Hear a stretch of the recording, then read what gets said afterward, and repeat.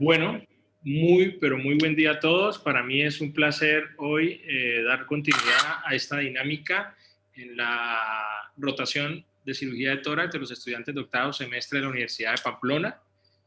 Saben lo importante para mí que es su trabajo y su motivación en esta nueva era de la educación virtual. Y hoy tenemos la presentación de la doctora Laura Duarte Rojas, sobre neoplasia carcinoide pulmonar.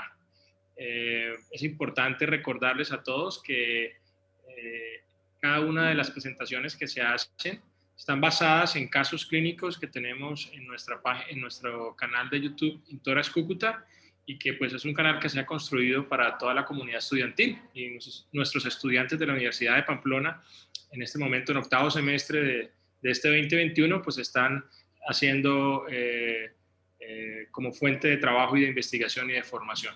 Doctora Laura, bienvenida, es un placer tenerla hoy y espero que aprendamos mucho de lo que usted nos va a contar. Adelante, por favor. Entonces, yo les voy a hablar de neoplasia carcinoide pulmonar. Como muy bien el doctor lo comentó, vamos a tener en cuenta algunas generalidades antes de abarcar como tal la patología. Y para esto, pues tenemos que tener en cuenta que el término neoplasia neuroendocrina va a abarcar todo lo que es el espectro de tumores pulmonares caracterizados por la morfología y la diferenciación neuroendocrina. Entonces vamos a tener que los que se van a abarcar en esta charla van a ser los tumores bien diferenciados, principalmente, pues ya que los pobremente diferenciados van a incluir lo que son los el carcinoma de pulmón de células pequeñas y el carcinoma de pulmón de células grandes. Entonces, acá vamos a tratar lo que van a ser la neoplasia carcinoide típica y la neoplasia carcinoide atípica, que pues últimamente el término, antes se denominaba más tumor como tal, tumor carcinoide típico y atípico, pero pues hoy en día ya el término de tumor se ha cambiado más por lo que es el término neoplasia. Y pues en la revisión de la literatura que se hizo, muchas de las referencias vienen siendo como tumor carcinoide típico y atípico. Doctora Laura, quería preinvitarla, ¿será que sin el micrófono de pronto el audio se escucha mejor? ¿Sin el audífono? ¿Qué sí. Intentamos? A ver, voy.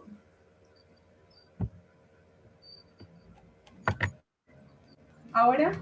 Se escucha perfecto, así está muy bien. Muchas gracias. Bueno, entonces, como les comentaba, el término neuroendocrino se va a aplicar ¿por qué? Porque son células del endotelio bronquial que van a tener una propiedad neuro porque se asocia en los hallazgos de gránulos de núcleo denso que son similares a los que están presentes en las neuronas serotoninérgicas que van a almacenar monoaminas. Entonces, pues la diferencia es que pues estas células no contienen sinapsis, sino por su capacidad neuroendocrina, pues por su capacidad endocrina, perdón, van a liberar estas monoaminas directamente a lo que sería el torrente sanguíneo.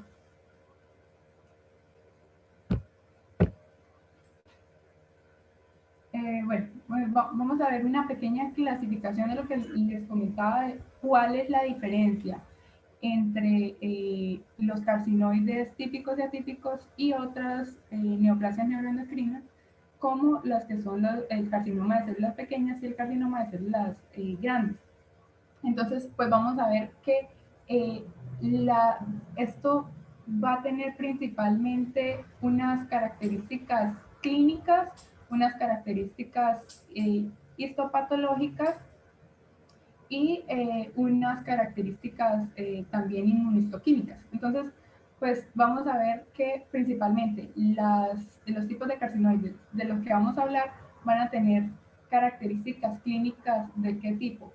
En el total de la presentación de tumores pulmonares, lo que sería el carcinoide típico va a tener una prevalencia del 1 al 2%, el carcinoide atípico va a tener una prevalencia de hasta 0.2%, es menos común. También vamos a encontrar que la presentación típica va a ser de un nódulo solitario en lo que sería el carcinoide típico y también en el atípico. Y es muy importante resaltar que en estos carcinoides no se encontró asociación con factores como el cigarrillo, el tabaquismo, que pues sí es un factor que se asocia con los otros dos tipos de neoplasias neuroendocrinas.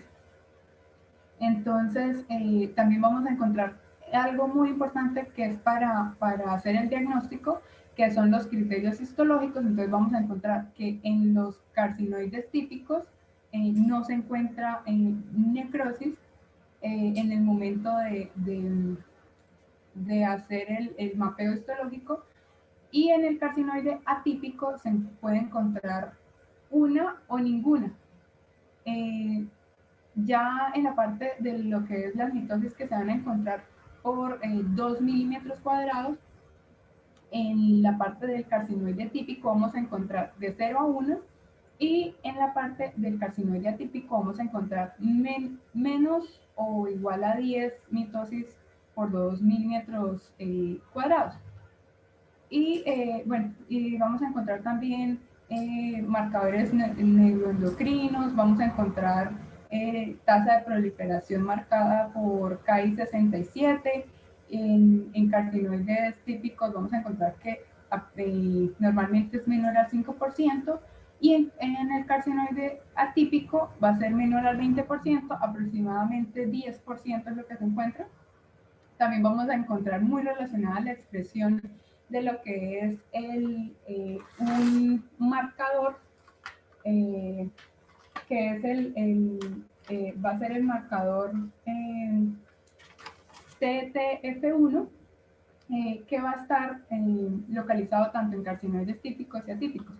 Y mutaciones recurrentes que son muy comunes, como son la MEN1, que pues es la que está mejor caracterizada al respecto con estos tumores carcinoides.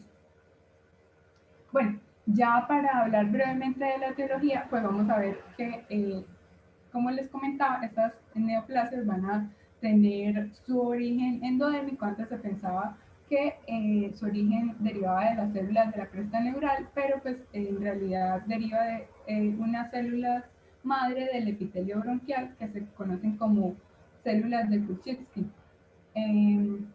Estas células van a ser capaces de producir una variedad de sustancias que van a incluir péptidos y pues hormonas que son biológicamente activas, pero pues la mayoría son inactivadas por inactivación primaria hepática. No, un segundito. Estoy teniendo acá problemas con...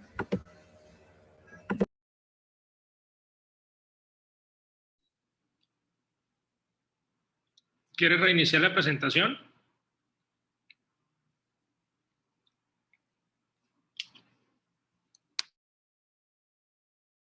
No, doctor, es que estaba teniendo problemas con el sonido, qué pena. Bueno, estaba en la parte de la etiología. Bueno, estas sustancias normalmente van a ser inactivadas. Como les comentaba, también en la etiología no se ha identificado exactamente un factor o una toxina ambiental externa u otro estímulo que sea causante del desarrollo de estas neoplasias.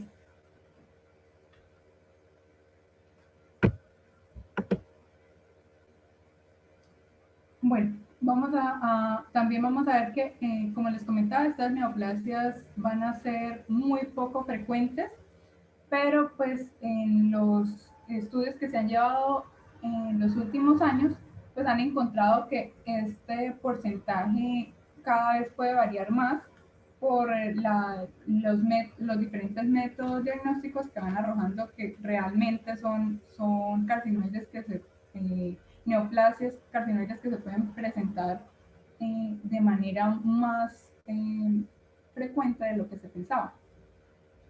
Eh, los, los datos epidemiológicos que se tienen de esta patología realmente son muy escasos, pues ya que es una patología que no tiene muchos estudios, muchos, muchas pruebas. O sea, es una patología que todavía está en desarrollo y todavía hace falta mucho por profundizar de ella. Entonces, pues los estudios epidemiológicos principalmente son americanos, en los cuales se ha encontrado por lo menos una incidencia de 5.8 personas por 100.000 personas al año, y ven que han encontrado que hay una preponderancia femenina de alrededor de 2.5 a 1 con los hombres. Han encontrado también la edad promedio en la que se diagnostica estos carcinoides, y es que en el carcinoide típico la edad promedio es de 45 años y en el carcinoide atípico es 5 años mayor a esta, que es 55 años. Y bueno, el carcinoide típico es más común que el atípico. También vamos a ver ya lo que sería la presentación clínica, que va a ser parte del diagnóstico. Entonces, normalmente, pues vamos a ver que los carcinoides pulmonares se van a dividir tradicionalmente en una presentación central y periférica, las cuales van a dar origen a ciertos síntomas o se van a presentar de diferentes formas dependiendo de dónde se localice la neoplasia como tal. Entonces, vamos a encontrar que los síntomas respiratorios se van a presentar principalmente en estos carcinoides y se presentan en forma de manera central. Entonces, vamos a encontrar síntomas asociados de manera más frecuente a esta presentación, como lo son la tos, la hemoptisis, la disnea, el dolor torácico, las sibilancias y las infecciones a repetición. Y en los que están localizados de manera periférica, pues estos no es tan fácil que se diagnostiquen pues, por síntomas, porque realmente no dan este tipo de síntomas, sino que pueden estar asociados de manera sintomática con algo que se llama síndrome paraneoplásico, y lo pueden presentar por una secreción ectópica de corticotropina, lo cual va a llevar a desarrollar un síndrome de Cushing, el cual puede ocurrir hasta en un 4% de estas neoplasias endocrinas. Entonces, pues vamos a ver que en este caso los síntomas van a estar relacionados con lo que serían la debilidad, la hipertensión y la intolerancia a la glucosa. Bueno, también vamos a ver que en casos raros hay una hipersecreción hormonal que va a revelar un tumor subyacente, y esto va a estar más relacionado con lo que serían las metástasis como tal. Porque pues como les contaba, las secreciones neuroendocrinas normalmente son inactivadas por el hígado. Entonces, en el momento que ya empiezan a manifestarse lo que sería el síndrome carcinoide, que va a ocurrir en aproximadamente 2% de los pacientes que presentan este carcinoide, pues se va a manifestar cuando estas sustancias vasoactivas, que serían como la serotonina, las taquiminas, las bradicininas, la calicreína, la histamina, bueno, y la sustancia P, ingresan a la circulación sistémica, ya escapando de esta degradación. Esto ocurre cuando hay por lo menos metástasis a hígado, que es la presentación metastásica más común, o una diseminación sistémica. Entonces, los síntomas que se van a correlacionar con esta presentación van a ser el enrojecimiento cutáneo, la hipermotilidad gastrointestinal con diarrea, la cardiopatía carcinoide y como tal lo que sería la constricción bronquial. Bueno, vamos a ver la presentación premaligna de este tipo de presentación carcinoide, que va a ser la hiperplasia difusa idiopática de células neuroendocrinas pulmonares. Entonces, pues esta es una rara condición que se diagnostica cuando se encuentra que los pacientes van a tener una hiperplasia generalizada de células neuroendocrinas de las pues, vías respiratorias periféricas o lo que se llaman múltiples tumorlets. Entonces, ¿qué son los tumorlets? Los tumorlets son organizaciones de células neuroendocrinas que van a ser aproximadamente de medio centímetro o 5 milímetros. Entonces, pues esto, como les comentaba, se relaciona con lesión preinvasiva que puede llevar a la presentación como tal de tumores carcinoides y se van a asociar como tal con el hallazgo de inflamación, fibrosis y proliferaciones locales que pues, se van a encontrar en el pulmón adyacente por lo menos a estos tumores y vamos a encontrar en estas dos presentaciones principales.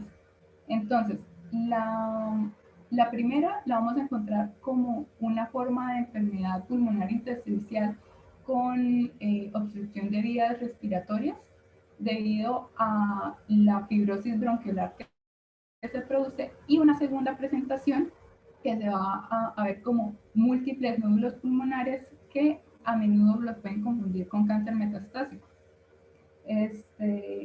Algunas veces esta misma fibrosis bronquiolar puede progresar hasta una obstrucción grave de flujo de aire, que es donde se puede como hacer el diagnóstico de este tipo de hiperplasia.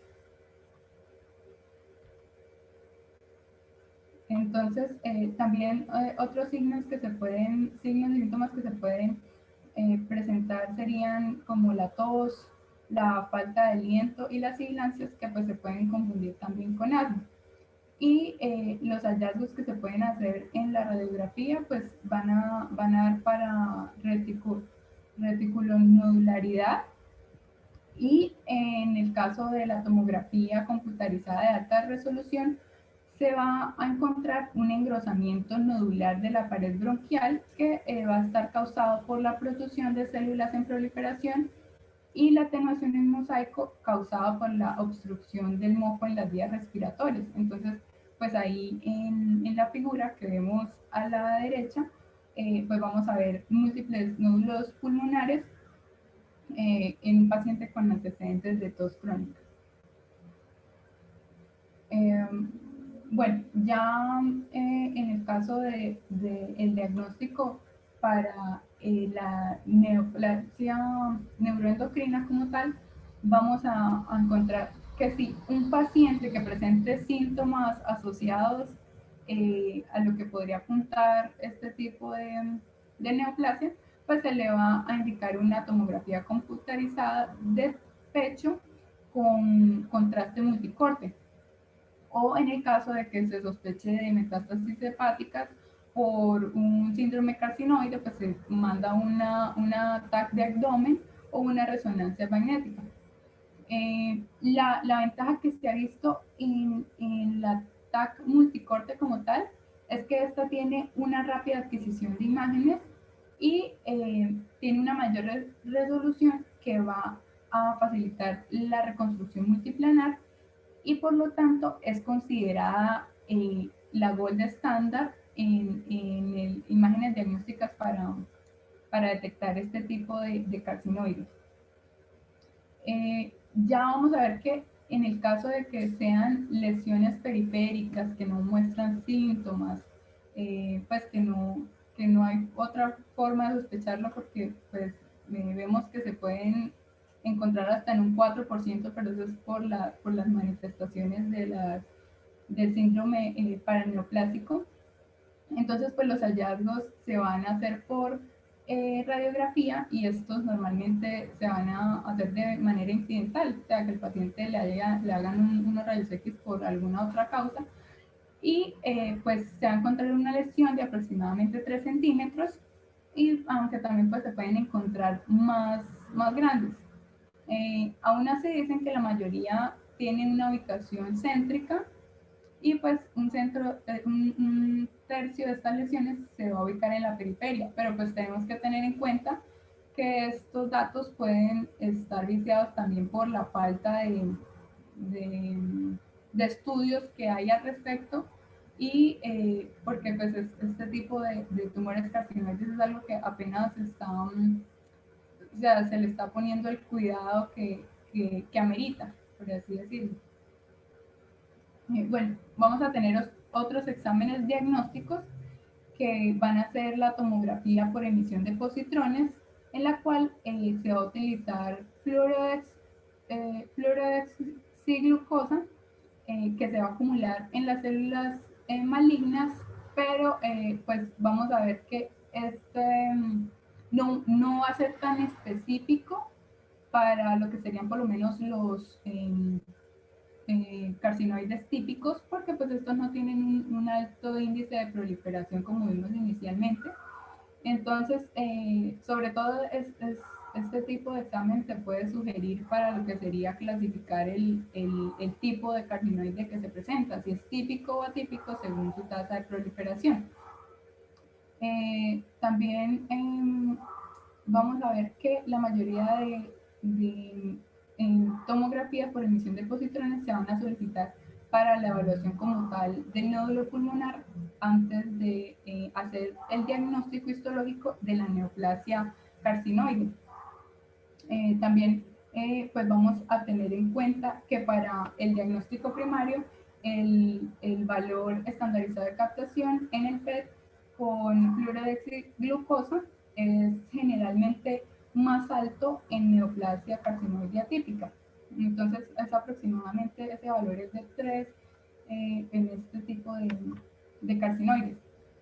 Y la captación como tal de la fluorodeoxiglucosa en las neoplasias pulmonares está relacionado con la expresión de el receptor GLUT1, que pues sabemos que a medida que estos neoplasias se van volviendo más indiferenciadas a medida que avanza la neoplasia, a medida que evoluciona, pues puede presentar fallas para la captación de este si deja de presentar este receptor. Bueno, también vamos a tener en cuenta para lo que sería el diagnóstico que el 80% de los tumores carcinoides van a expresar lo que sería el receptor de somatostatina tipo 2 y 5, el cual va a ser sensible y va a ser el que dé los resultados principales en el scan con pancreótido o creótido.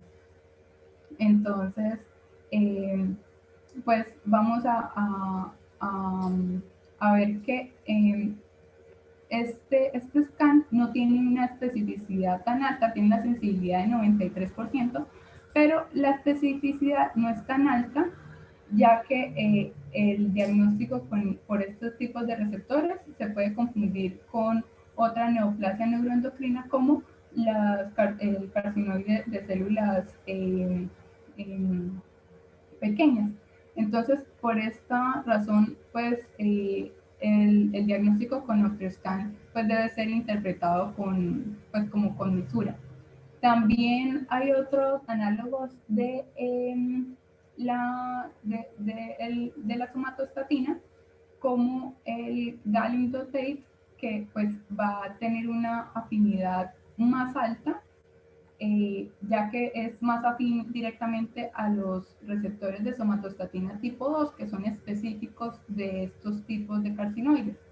Entonces, pues esto se le ve, pues para esto se le ve mayor utilidad.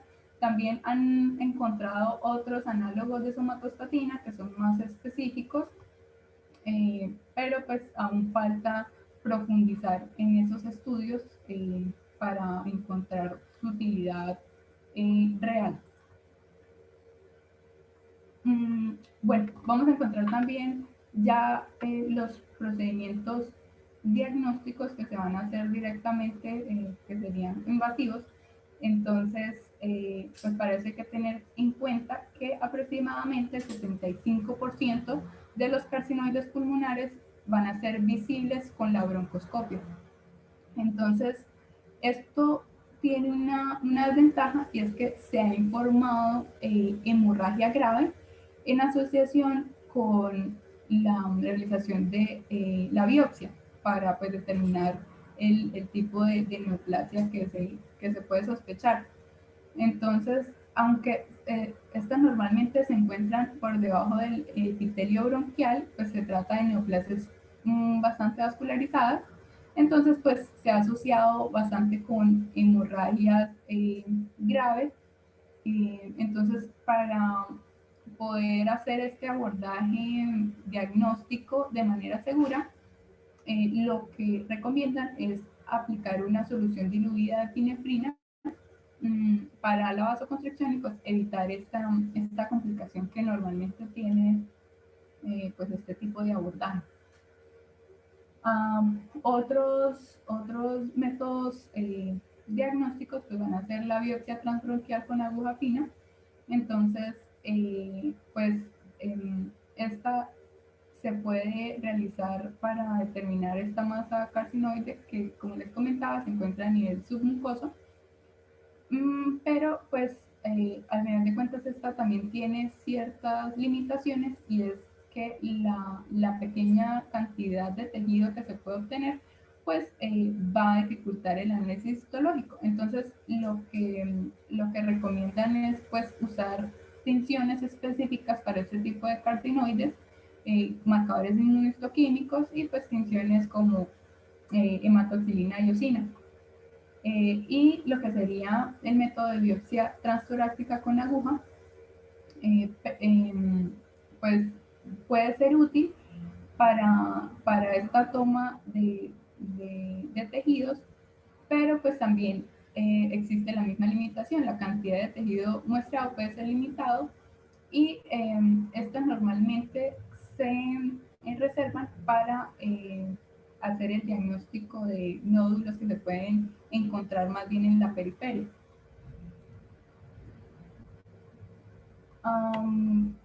Bueno, ya para profundizar un poco más de qué se puede hallar en el diagnóstico a través de la toma de muestras para la biopsia, pues se puede encontrar patrones muy comunes como células fusiformes, trabeculares, en empalizada, glandulares, foliculares en forma de roseta, y células esclerosantes,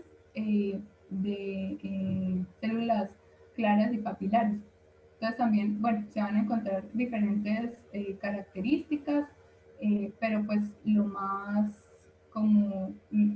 específico que tienen estos dos al momento del análisis es que para los carcinoides atípicos se van a encontrar necrosis tipo comedón y un número aproximado de necrosis por 2 milímetros cuadrados de 2 o igual a 2 mitosis.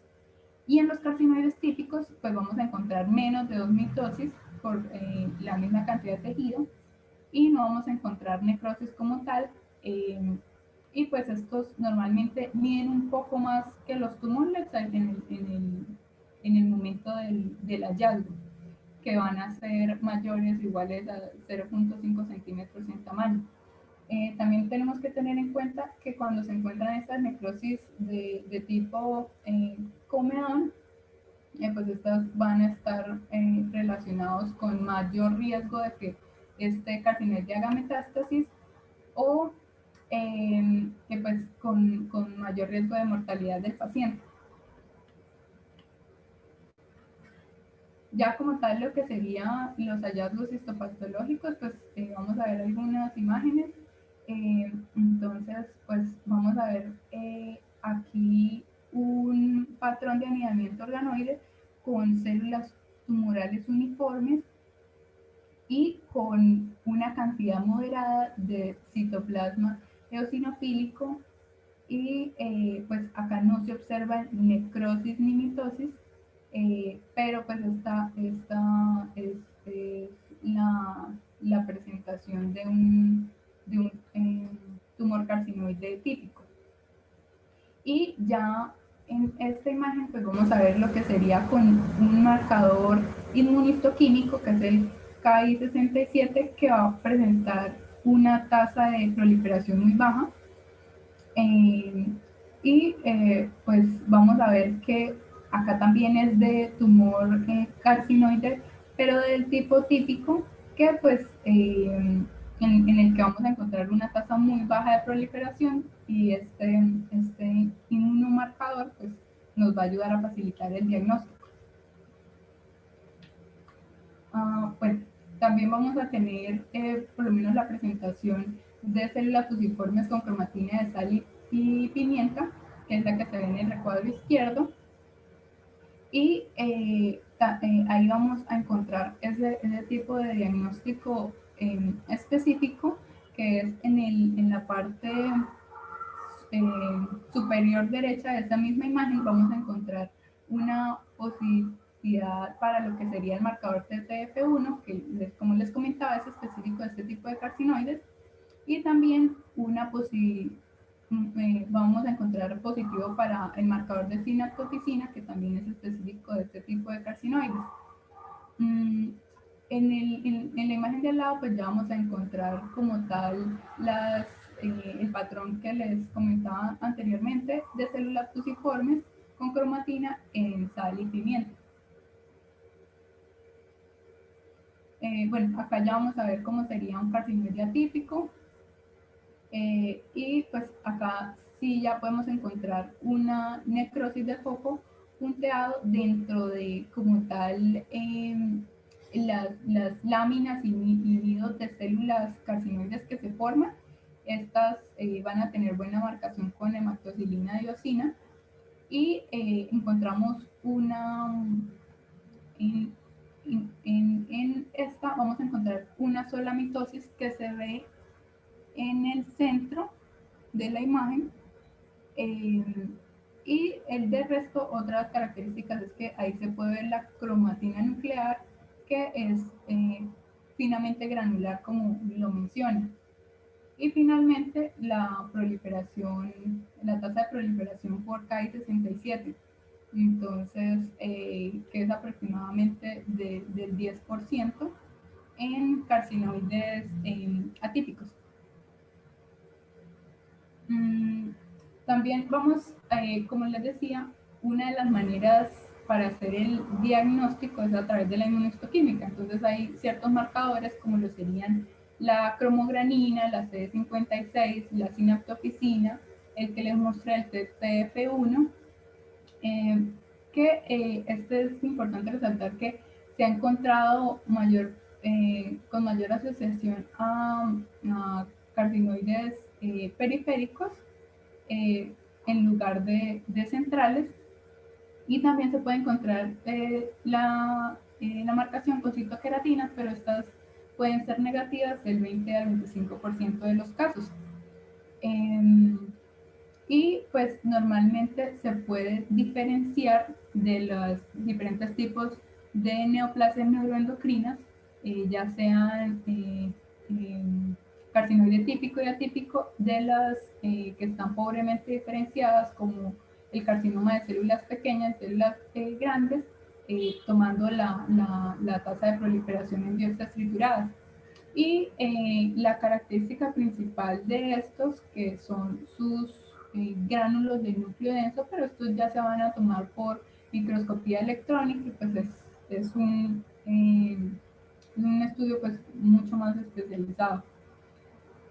Otro factor diagnóstico que está bien documentado es la identificación de mutaciones en el gen MEN1, que pues se va a encontrar en aproximadamente el 5% de los pacientes, pero pues lo que se ha encontrado acerca de este gen es que se presenta en la mayoría de neoplasias carcinoides típicas y atípicas, ya que así la persona no tenga antecedentes familiares de cáncer de pulmón, pues que no haya sido como tal diagnosticado como carcinoide pulmonar, pero que tenga estos antecedentes, igual se va a encontrar esta pérdida de heterocigosidad de este gen relacionado con la aparición de esta neoplasia.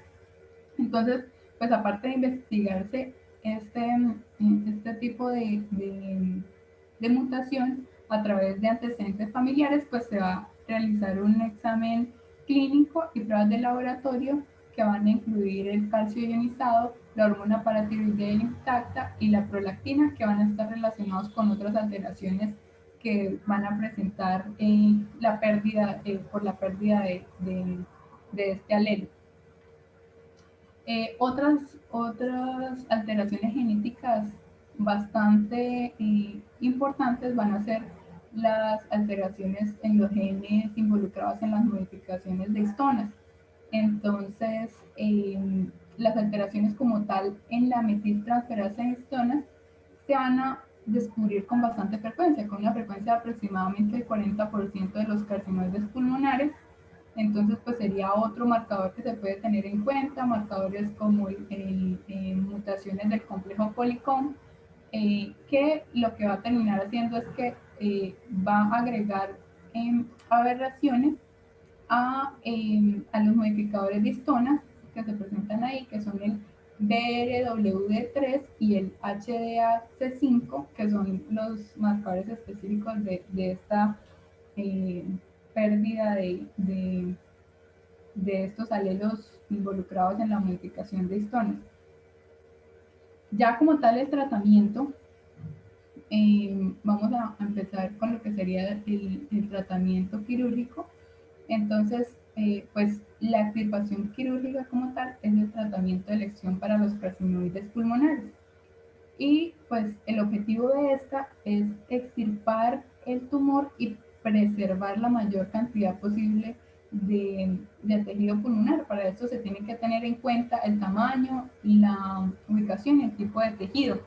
Hay que tener en cuenta la parte de preservar la mayor cantidad posible de tejido pulmonar, pues por lo que les he dicho, este no es un tipo de neoplasia que sea muy agresiva y que tenga unos altos índices de proliferación. Entonces es más fácil de, si se encuentran unos estadios tempranos, se pueda hacer la resección del segmento pulmonar. Entonces, pues dependiendo de la extensión que tenga, se puede resecar por lobectomía o segmentectomía. Y hay que asociarlo también con extracción del tejido adyacente a el tejido de malignidad que se haya extraído.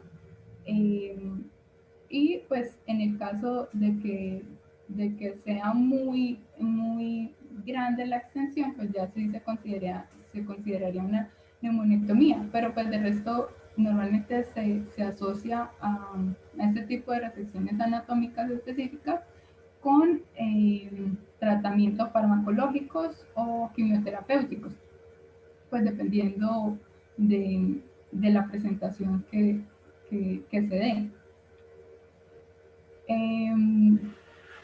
Bueno, ya lo que sería la resección en presencia pues, de neumonitis a distancia y parénquima pulmonar destruido, pues lo que se va a hacer es una resección endobronquial local para desobliterar las vías respiratorias.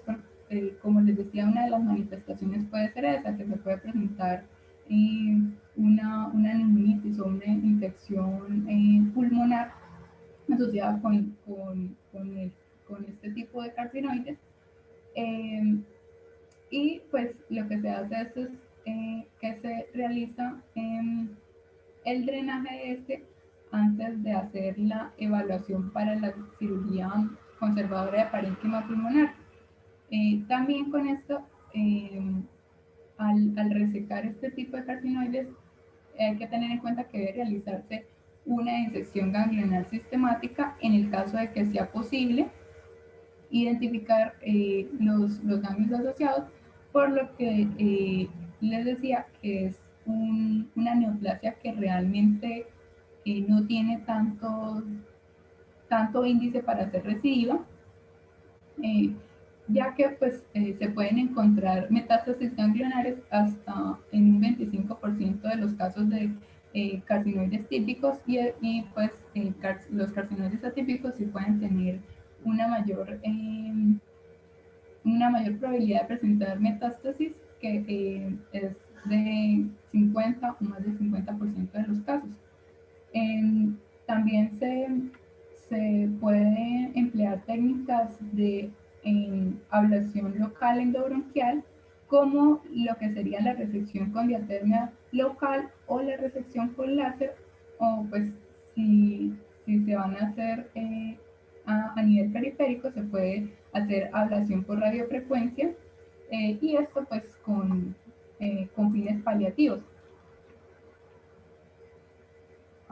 Ya profundizando más en lo que sería la enfermedad metastásica, pues esto se debe considerar como tal la cirugía pulmonar eh, para los pacientes que tengan sitios limitados de enfermedad y que se pueda hacer con intención curativa, donde pues el tratamiento radical es posible pues para, por así decirlo, lograr erradicar el tumor completo.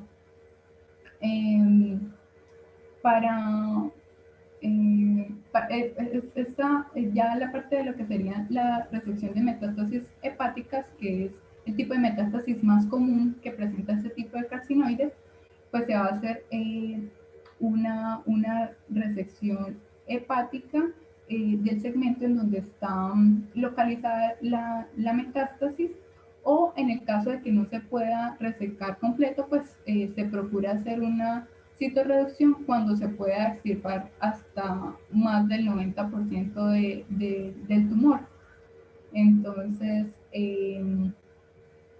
pues hay algunos criterios, unos requisitos mínimos para que haya esta intención curativa que van a hacer que pues sea que se pueda resecar, eh, que haya ausencia de insuficiencia cardíaca, que haya ausencia de ganglios linfáticos irresecables y también pues que no haya metástasis extraabdominales. O sea, básicamente esto se hace en el caso de que se pueda hacer con intención curativa. Si no, se puede ya ir o sea, hacer de manera paliativa, pero pues no se va a lograr la reducción total de la patología. Ya lo que sería la terapia médica, entonces, pues vamos a ver que esto se hace por lo menos en los carcinoides atípicos, que pues es más agresivo que en los carcinoides típicos, y pues en estos el tratamiento médico debe incorporar la revisión de reuniones multidisciplinarias, y los objetivos de estos pues van a ser controlar tanto los síntomas como el crecimiento tumoral. Entonces, ya por lo menos en la parte sintomática, pues habíamos hablado del síndrome carcinoide, el cual tiene su tratamiento, que sería el tratamiento con análogos de la somatostatina, que van a constituir el gold estándar para el control de los síntomas, y para esto pues se van a recomendar lo que sería la utilización de octreótido y lantreótido. Aparte de esto, para pacientes que así no presenten los síntomas del síndrome carcinoide, pues pacientes que sean positivos para scans de octreótido, que pues significa que son sensibles a este tipo de tratamiento. Y ya como tal, a nivel antiproliferativo, el tratamiento de primera línea y de progresión lenta, o sea, para carcinoides de progresión lenta de menos del 10%, se va a hacer con análogos de somatostatina también. Y pues este es el principal porque hasta un 70% de este tipo de carcinoides pues van a tener un estatus de SSTR positivo. Se ha visto que a pesar de que hay diferentes tipos de receptores de somatostatina, pues los receptores que prevalecen van a ser de receptores de somatostatina van a ser el 2 y el 5. Y estos se correlacionan con una buena respuesta al tratamiento con octreótido. Entonces, pero pues también vamos a ver que se pueden empezar a presentar resistencias a estos tratamientos, pues por mutaciones que naturalmente pueden ir presentando estas neoplasias a medida de que avanzan. Entonces, pues ya se han desarrollado nuevos fármacos que son, pueden ser más efectivos en el caso de que se elimine este receptor de somatostatina tipo 2, que es el más común y es el más común que se pierde. Son más sensibles a los otros tipos de receptores que pueden presentar, que sería por lo menos el análogo de somatostatina el pasirreótido y el CAE-108. También hay que tener en cuenta que hay una agresividad proporcional a la expresión de receptores de somatostatina. Entonces, como les decía, entre mayor sea el porcentaje de receptores de somatostatina relacionados con estos tipos de carcinoides, pues son menos agresivos. A medida que se va creando esa resistencia, significa que la neoplasia se está volviendo más agresiva. Ya para lo que sería el tratamiento sistémico para neoplasias neuroendocrinas avanzadas, pues aparte de los receptores de los análogos de somatostatina, vamos a tener también terapia específica con lo que serían everolimus, sunitinib y bevacizumab. También vamos a encontrar interferón, se puede encontrar quimioterapia y terapia con radionúclidos de receptores de péptidos, pero pues esta va a estar también relacionada con la expresión de receptores de somatostatina. Entonces, como tal, para el tratamiento sistémico no se ha establecido un régimen de quimioterapia estandarizado, pero pues he encontrado que el cisplatino etopósido o por lo menos también como la temozolomida se van a recomendar y pues se han visto buenos resultados para tratar los carcinoides típicos y atípicos avanzados. Ya como tal, lo que sería la quimioterapia sistémica la ven más reservada para lo que serían los carcinoides atípicos. Entonces, para esto sí se reservaría más lo que sería el uso de cisplatino y etopósido, que es pues como el régimen de primera línea preferido para carcinoides atípicos de estado en estadio 4, según la TNM, o que tengan pues un alto índice de proliferación. Y la temozolomida pues ya va a ser más recomendada pues específicamente para todas las neoplasias metastásicas de este tipo de carcinoides. Ya lo que sería la terapia con radionúclidos receptores de péptidos, pues se ha usado con eficacia en pacientes con carcinoides típicos y atípicos avanzados.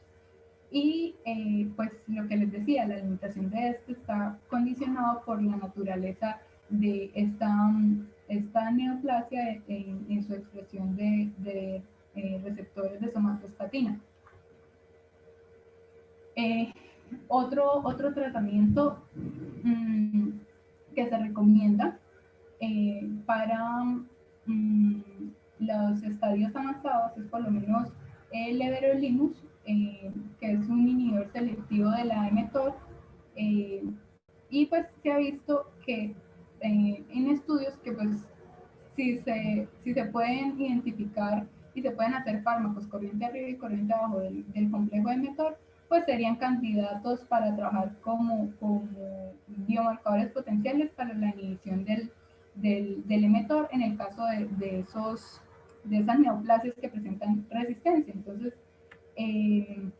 pues se ha visto que la asociación de everolimus y pasirriótido pues ha mostrado pues efectos benéficos en el control del crecimiento de estas neoplasias y una reducción significativa en los marcadores bioquímicos de estas.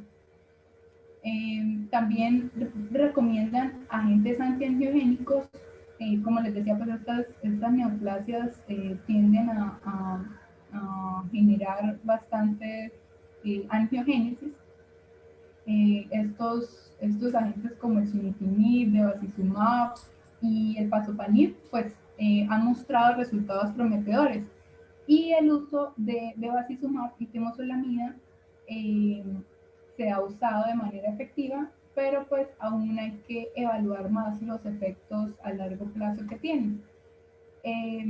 Con respecto a las neoplasias neuroendocrinas de pulmón, porque pues estos han sido más evaluados en otro tipo de neoplasias neuroendocrinas.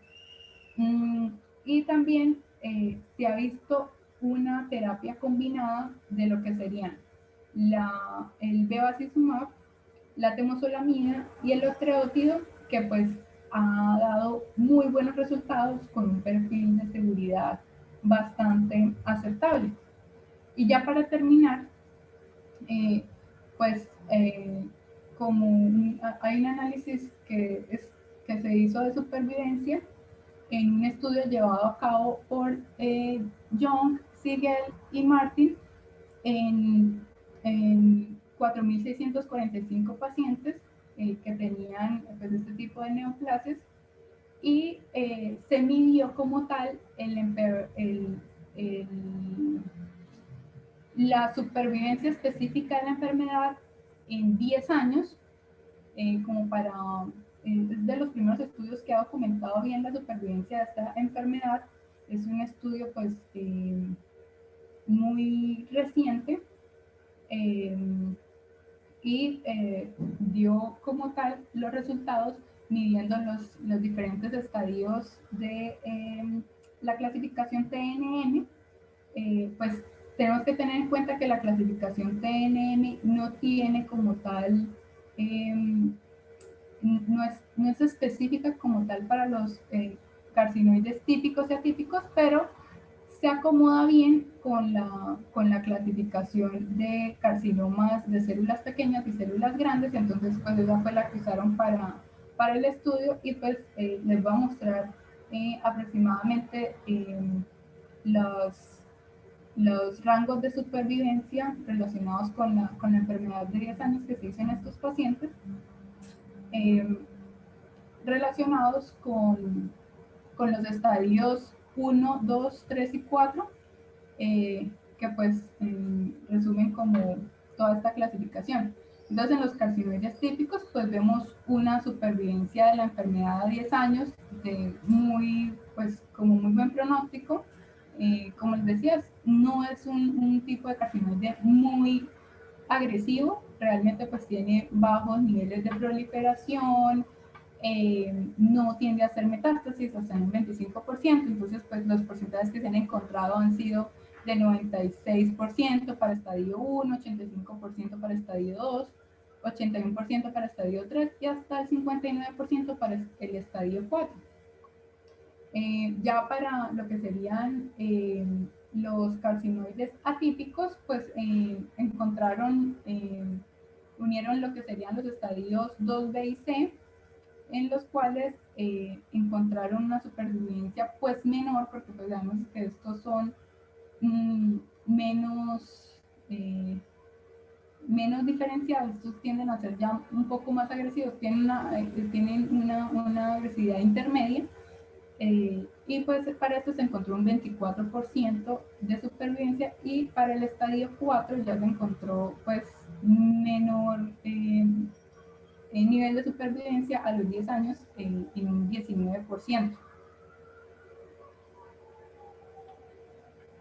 Y pues como tal, bueno, respecto a la bibliografía revisada, pues aunque se ha alcanzado, pues lo que les he comentado a través de la exposición, una mayor calidad diagnóstica en los últimos años, pues aún hay mucho por recorrer con respecto a esta patología.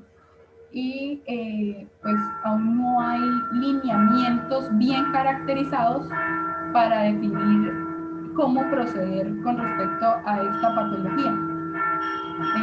Ahora me gustaría mostrarles el video de inspiración que tomé de la página de Intorax.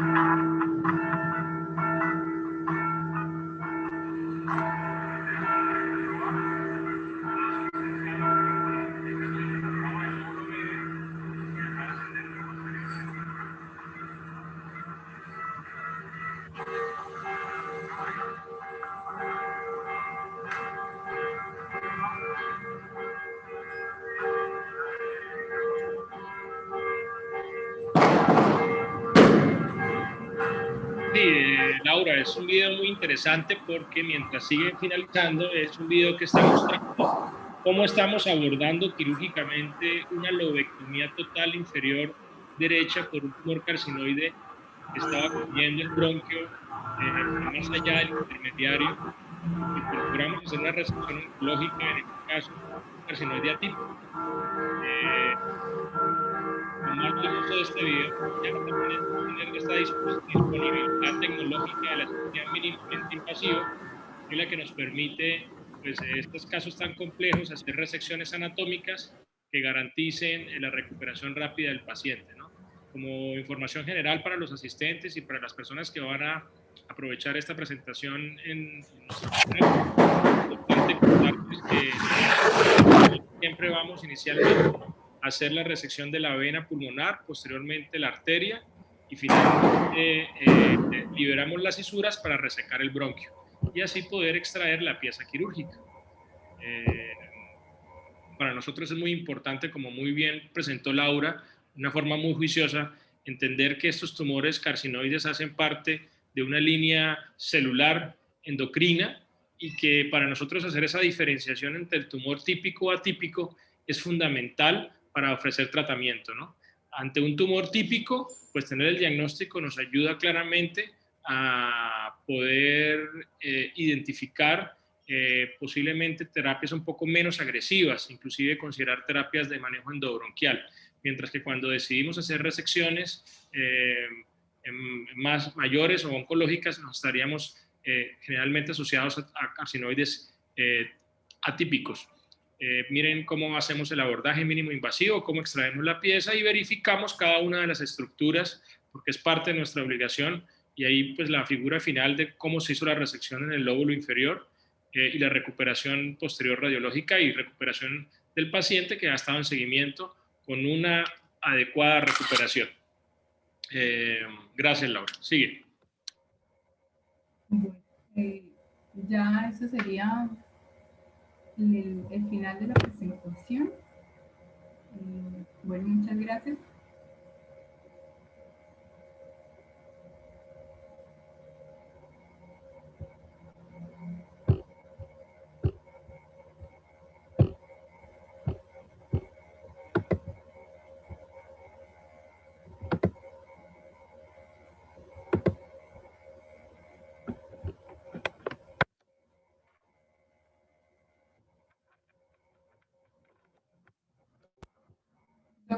No se le escucha, tiene el micrófono silenciado. Gracias, Laura. No, qué pena. Quería decirles que definitivamente el tema de los tumores pulmonares sigue siendo un reto para nosotros. Los tumores carcinoides, sin ser un carcinoma broncogénico, terminan siendo como una familia muy cercana al carcinoma de célula pequeña. Y lo más importante para dejarle a ustedes información es que pues, la gama de posibles diagnósticos diferenciales en el cáncer de pulmón pues va a depender también del diagnóstico histológico. Entonces, cualquier lesión, cualquier anormalidad en imágenes, en un contexto clínico, entendiendo que muchas veces las lesiones pulmonares que están comenzando, son iniciales, son asintomáticas, pues deben hacer rápidamente encender las alarmas para que ustedes puedan tratar de direccionar al paciente en el diagnóstico oportuno. Los tumores carcinoides se ven frecuentemente, los vemos frecuentemente en pacientes jóvenes, los vemos frecuentemente como lesiones endobronquiales obstructivas. Ese es como el sinónimo, sobre todo los carcinomas que son centrales y oclusivos en pacientes jóvenes generalmente tienden a ser carcinomas típicos, carcinoides típicos, pero esto no es solamente de probabilidades ni de estadísticas. Todo paciente tiene que tener un proceso diagnóstico responsable, serio. El paciente debe ser abordado, debe ser diagnosticado, tomar su biopsia, hacer su buen diagnóstico histopatológico con sus marcadores de histoquímica, de inmunohistoquímica, perdón, y así poder nosotros, basados en ese diagnóstico, plantear terapias, ¿no? Como les digo, tener un típico versus un atípico es muy importante porque cambiaría un poquito el contexto, pero siempre pensar en ofrecer el mejor tratamiento a los pacientes. Vuelvo a preguntar a los asistentes, ¿hay alguna pregunta, algún concepto que queramos discutir? Bueno, entonces en todo caso quiero agradecer y felicitar a la doctora Laura por su presentación, que seguramente va a ser fuente de consulta para muchos de nosotros y de los futuros médicos que están en formación constante. Felicitaciones, doctora Laura. Bueno, muchas gracias, doctor. Muy chévere esta dinámica que está llevando a cabo.